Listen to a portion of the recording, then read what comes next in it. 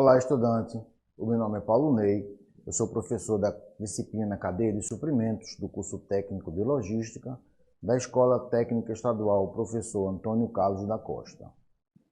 Hoje vamos falar um pouco sobre o fluxo logístico e as tecnologias da informação na gestão da cadeia de suprimentos. Quando se pensa em sistemas modernos que se utilizam de tecnologia, pensa-se logo em computadores, redes de telecomunicação, etc. Mas os componentes que integram um sistema de informação não são feitos apenas de software e hardware. Por mais incrível que pareça, um dos principais componentes de um sistema de informações são as pessoas. A tecnologia pode ser definida como todo e qualquer dispositivo que tenha capacidade de tratar dados ou informações, tanto de forma sistêmica como de forma esporádica, quer que seja aplicado ao produto, quer que seja aplicado ao processo. O hardware, que são as máquinas, e seus dispositivos periféricos, podem ser citados como os próprios computadores e todos os seus periféricos que são utilizados com frequência. Nos nossos estudos e no nosso trabalho, a maioria das organizações também possuem inúmeros deles. O software e seus recursos comandam os recursos de hardware, ou seja, os softwares eles organizam e controlam os recursos de hardware com a utilização de algoritmos e programas de computadores para controlar todos aqueles recursos físicos. Os softwares podem ser divididos em sistemas operacionais, softwares aplicativos, softwares de automação do escritório ou office, softwares utilitários, softwares de automação e outros softwares e demais recursos. Bom, falamos um pouco agora sobre teleprocessamento de informações. O teleprocessamento de informações é baseado no processo de dados que, por sua vez, utilizam recursos, tais quais modems e linhas privativas de telecomunicação. Para que o teleprocessamento das informações funcione, torna-se necessário a utilização de computadores e dispositivos de recepção e envio de dados, canais de comunicação, processadores de comunicação e softwares de comunicação. A tecnologia da informação passa a ser utilizada, tanto na logística como em várias outras áreas empresariais, para otimizar a gestão de dados, informações e produtos que circulam entre os elos de organizações e entre as próprias funções internas das empresas. Bom, eu vou mostrar aqui nesse gráfico aqui como é que nós utilizamos a tecnologia da informação na cadeia de suprimentos, né? Então, como o software de gestão da cadeia de suprimentos e a tecnologia da informação auxiliam nas organizações a integrar os seus processos funcionais que otimizam o ciclo de vida da própria cadeia de suprimentos. Então, nós temos aqui o ciclo de vida da cadeia de suprimentos, que parte do compromisso, receber o pedido e aí eu tenho o compromisso de entregar o pedido, programa pedido, executa pedido e entrega pedido. Nos processos funcionais da cadeia de suprimentos, nós temos aqui diversos processos que eles são integrados com uma solução integrada que vai desde dados compartilhados com fornecedores, fabricantes, varejistas e clientes. Então, é como se essas diversas empresas aqui, ó, eu tenho diversos fornecedores, eu tenho um fabricante, eu tenho vários varejistas e eu tenho vários públicos-alvo. É como se todos eles fossem uma empresa só, né? Essa é a função da tecnologia da informação, ou melhor, foi com essa função da tecnologia da informação que nós conseguimos chegar na logística integrada. Bom, e aí vamos falar agora um pouco sobre o sistema ou o programa Plano Mestre de Produção, que funciona dentro das empresas, vamos dizer assim, produtoras. O Plano Mestre de Produção, ou em inglês, né, Master Production Schedule, é um documento que tem como objetivo organizar o processo de produção, ordenando as quantidades e os períodos em que os itens deverão ser produzidos. Esse MPS geralmente é utilizado como se fosse um módulo ou uma função de um sistema ERP, que a gente vai falar um pouco dele daqui a pouco. Esse módulo possui grande importância para a logística, pois é por meio desse módulo e desse planejamento que são definidas as quantidades, os prazos, os itens que serão produzidos em quantidades de fabricação para atender uma demanda qualquer.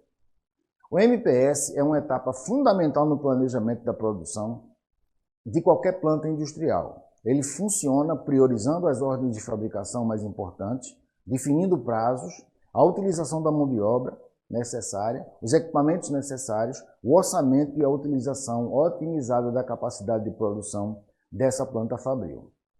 A área responsável por elaborar esse processo é a área de Planejamento, Programação e Controle da Produção, também conhecida como PPCP, sendo normalmente uma área funcional ou um departamento de desenvolvimento estratégico e de nível tático que deve construir um MPS de médio prazo para a produção. Bom, entendendo o que é MPS, entendendo o que é um plano mestre de produção, nós vamos passar para o MRP, que é o planejamento das necessidades de materiais. Eu sei quanto preciso produzir, agora eu preciso definir quanto de materiais eu preciso para atender a essa demanda de produção. Partindo do argumento de que é necessário equilibrar quantidade de suprimentos com a demanda, o MRP se apresenta como uma ferramenta que controla as estimativas futuras, estabelecendo com a precisão desejada o quanto e o quando as matérias-primas serão necessárias para a fabricação dos produtos, seguindo a uma lógica de programação de trás para frente. Nesse sentido, vejam só, o planejamento, programação e controle da produção, aplicado juntamente com a utilização do MRP, tem como objetivo calcular as quantidades necessárias de matérias-primas para produzir uma demanda qualquer, realizando a programação e controle dos níveis de estoque, a fim de que os processos não sejam interrompidos, gerando informação para a tomada de decisão de quanto e quando produzir. O plano mestre de produção funciona calculando a produção para itens de demanda independente, ou seja, esses itens de demanda independente são produtos inteiros e acabados, e somente com informação de previsão de vendas ou até mesmo com o histórico de saída dos produtos é possível calculá-lo. Já o MRP depende dos resultados dos cálculos do plano mestre de produção para funcionar de forma correta, porque o MRP planeja as necessidades de materiais da demanda dependente. A demanda dependente está relacionada à demanda de outros itens ou produtos que existem em estoque. E aqui nesse quadro eu vou tentar, de uma forma bem simples, mostrar para vocês o que significa, né, essa questão de demanda dependente e demanda independente. Vamos imaginar que nós temos uma estrutura analítica de um produto que nós precisamos produzir, né, que é essa mesa. Então, para produzir uma mesa, eu preciso de uma tampa, preciso de 4 pernas e preciso de 4 travessas. A mesa em si, né, que é o item pai, a gente chama de demanda independente. E os componentes necessários para a produção da mesa, nós chamamos de itens filho ou de demanda dependente.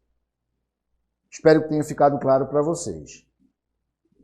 E aí eu vou trazer um exemplo, né? Para produzir essa mesma mesa, são necessários em estoque uma tampa, 4 pernas e 4 travessas.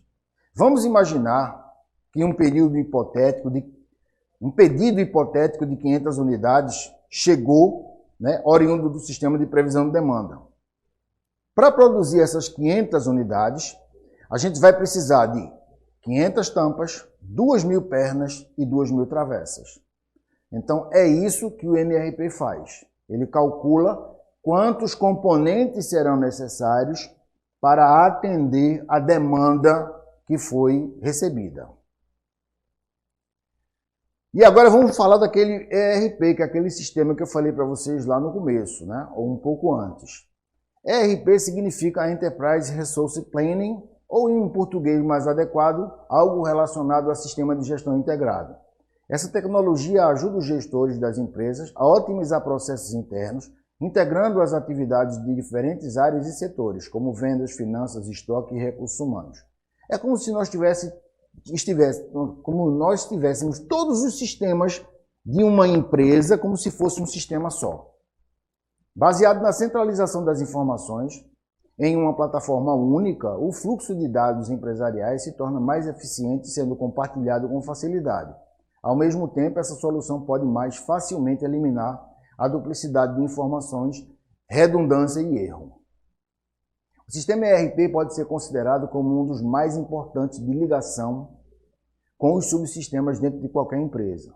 Muitas organizações reivindicam a utilização de um sistema integrado de gestão, como os ERPs, para a redução significativa de custos e de tempo de processamento. O ERP passou a ser a espinha dorsal dos negócios eletrônicos, numa arquitetura de transações que liga todas as funções de uma empresa, como processamento de pedido, vendas, controle, gerenciamento de estoque, planejamento de produção, distribuição e finanças. E aqui nesse quadro, né, eu tento trazer para vocês mais ou menos o que significa esse ERP. Esse ERP, né? É um sistema que vai atender às necessidades organizacionais de planejamento de produção, de logística integrada, de contabilidade e finanças, de recursos humanos, venda, distribuição e gerenciamento de períodos, além de outras, como se fosse um único sistema. E aí eu trouxe para vocês como sendo os principais componentes da aplicação de um sistema de gestão integrado, né, que é o ERP. Entendendo como funciona o ERP, vamos tentar agora compreender o funcionamento de um comércio eletrônico, né? O comércio eletrônico é uma coisa relativamente nova.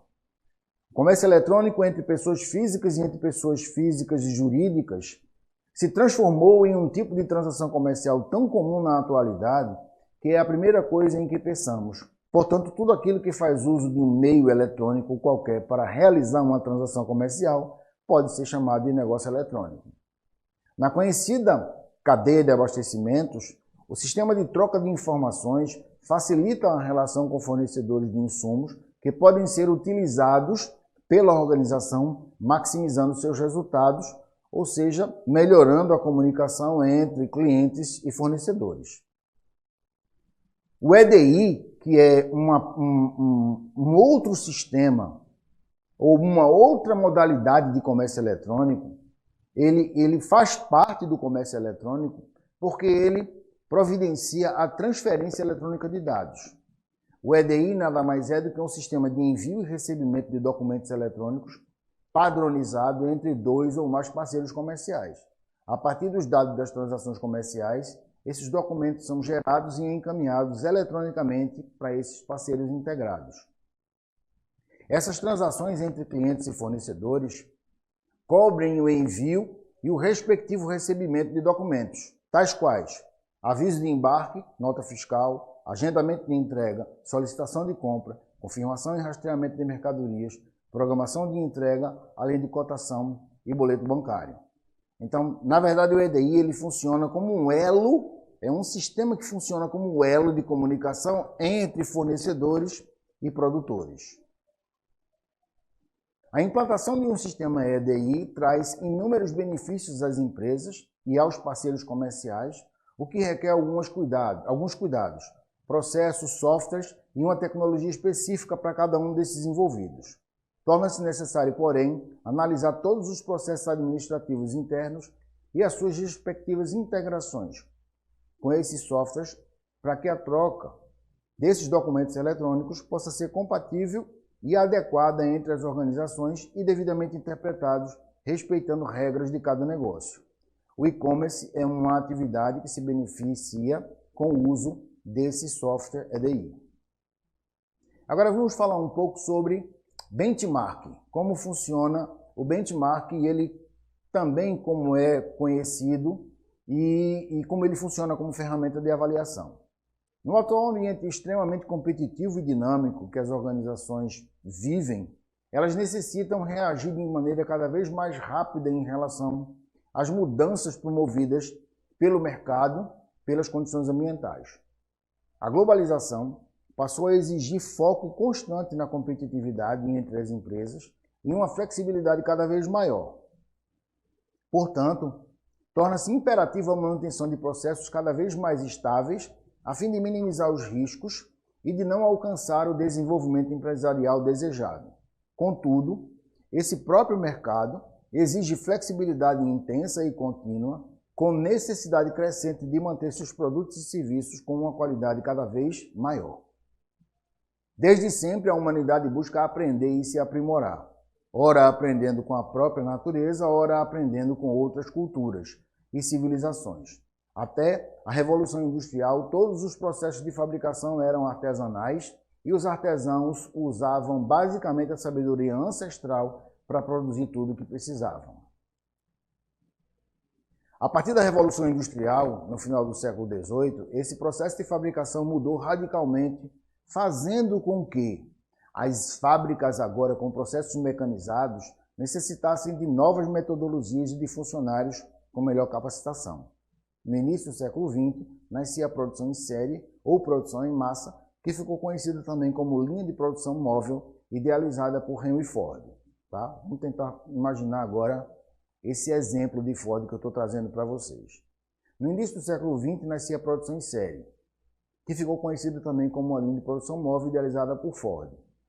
Ford, em visita a um abatedouro em Chicago, ele foi fazer uma visita a um açougue em Chicago, ficou interessado na sua forma inteligente de produção.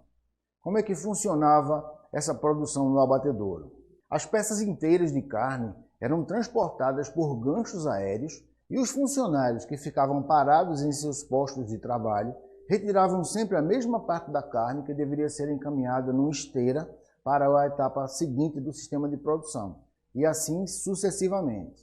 Dessa forma, Ford vislumbrou uma forma nova de produção em série de carros para a sua fábrica, a Ford Corporation, mudando para sempre a metodologia de produção em massa, criando a linha de produção móvel.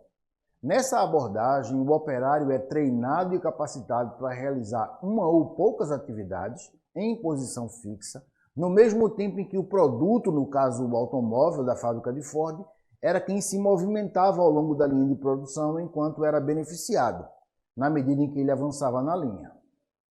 No mundo inteiro e no Brasil, várias iniciativas foram criadas a partir da década de 1980, podendo ser citado como exemplo o Instituto Evaldo Lodge, localizado em Santa Catarina, que em 1997 desenvolveu o programa Melhores Práticas para a Excelência Industrial.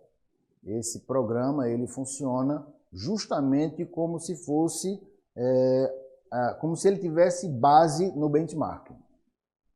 Falando especificamente na aplicação do benchmarking para a logística, espera-se que o benchmark exerça uma influência no tempo integral que um pedido demora para chegar até o cliente final, melhorando o fluxo dos materiais, reduzindo gargalos do sistema de transporte e em outras dimensões que possam melhorar a relação custo e eficácia.